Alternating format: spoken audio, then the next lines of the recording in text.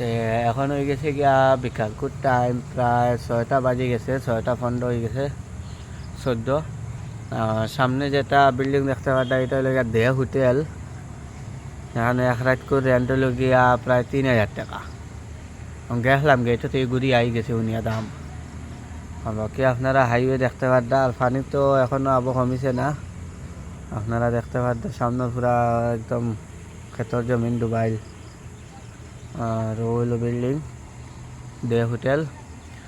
বাকি আপনারা দেখাইমু আয়ুষিটা। আর এটা হইল গিয়া ময়নারবন ইন্ডিয়ান অয়েল ডিপো। বেজান বড় এরিয়া। আর ওই যে হোয়াইট কালারের যেটা আপনারা দেখতে পাচ্ছেন ট্যাঙ্কি, এটা হইল গিয়া তোমার পেট্রোল ডিজেল রাখবার লাগি। ও সাইডে ইয়েলো কালার আছে, ও ইয়েলো না sorry blue colour, blue colour. ওখানে জল রাখা আছে।